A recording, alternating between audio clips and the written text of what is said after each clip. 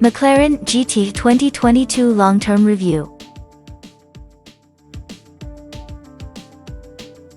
But before we start, please support us by pressing the like and subscribe buttons, so that we can continue to provide information about car and motorcycle news. Also turn on the bell button to get the latest updates. Your support means a lot to us. Thank you. Here's what we said about a McLaren when we road tested it back in 2017. The car's class-transcending performance comes combined with remarkable breadth of ability on the road, ride, and handling that can be more supple, progressive, tactile, and mild than any true rival, with excellent usability, too, and with more indulgent on-the-limit track handling than any McLaren we've known before. To my mind, that's all that would indicate the car could make a good stab at being a GT. But we didn't write those words about a GT. That road test verdict, and a 5-star rating, incidentally, was reserved for the 720S. Which is part of the reason why McLaren finds itself in a quandary with the car we're lucky enough to be running for the next 3 months, the actual McLaren GT. Spun on further, the debate continues: can a mid-engined, supercar-based GT be the ultimate car to live with, or are the compromises too much, especially when the actual supercar from the same brand already does such a good job at the daily stuff? In the rarefied world of these things, it's going to be a heck of a few months finding out.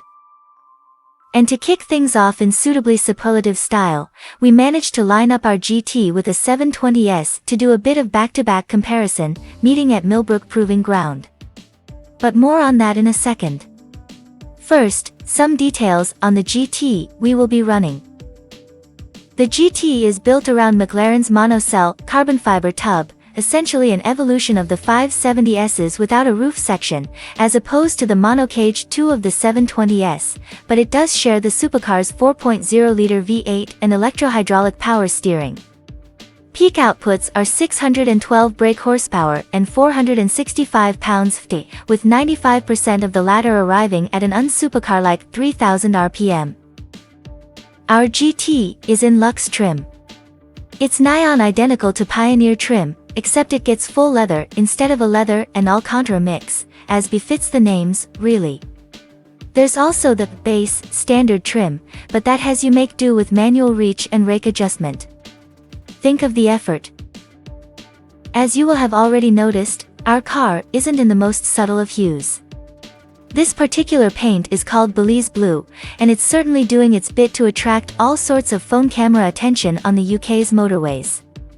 With a £4,000 price, it's the most expensive option on the car. The panoramic privacy tinted glass roof, £1,750, is one that I would opt for. If my early judgment counts for anything, you can't get the GT in spider form, but this large expanse of glass certainly opens things up a bit. The glass black diamond cut wheels, £1,650, also look a bit of alright. Wrapped in Pirelli P0 tires, they really do help give the car a convincing stance. I've seen other GTs on more normal alloys, and they don't have anywhere near the curb presence. Speaking of which, these look like they could easily be damaged, so there will be a meter from the curb rule put in place. Width restrictors are banned. Privacy glass, £500, and polished special color brake calipers with a silver logo, £1,270, round out the cost options. The GT is the entry point to McLaren ownership, with a starting price of £163,000. The firm divides its cars into 3 categories: GTs, containing just the GT seen here, supercars, the 720S, and longtail variants, each soon to be joined by the all-new V6 plug-in hybrid Artura, and the Ultimate Series, expensive specials like the Elva and Speedtail. As you would expect of 2 different cars targeting 2 different types of buyer, the GT is softer than the 720S, both in theory and in practice. Its V8 produces 98 brake horsepower less than that of its sibling, while it also gets an increased ride height, by just 3 mm, although with up to 130 mm with the nose lift engaged, and more sound deadening. Mind you, it still weighs only 1,530 kilograms, so it's hardly a lardy thing even with the extra leather and noise insulation. Do they feel that different on the road? Even driving them back to back, it's pretty marginal stuff. In the GT, everything feels wound off by about 2%.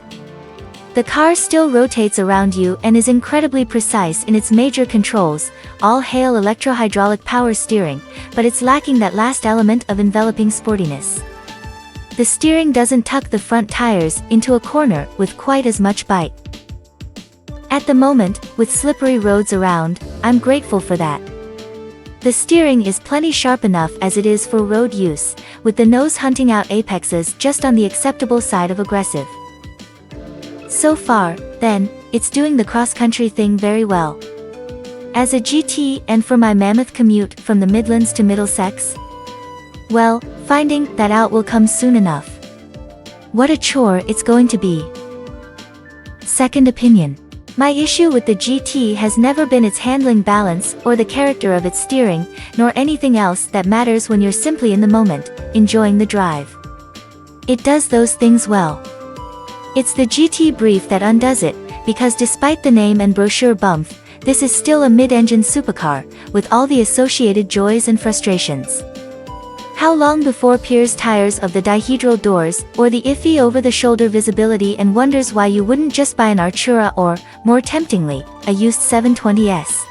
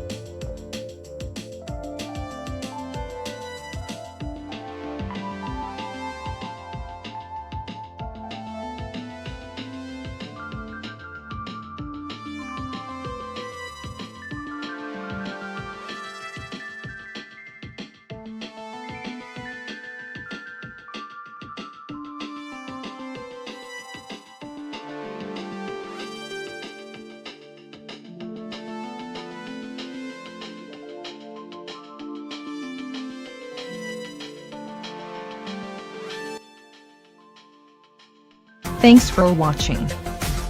Drop a like, leave a comment, and don't forget to subscribe to watch more videos like this.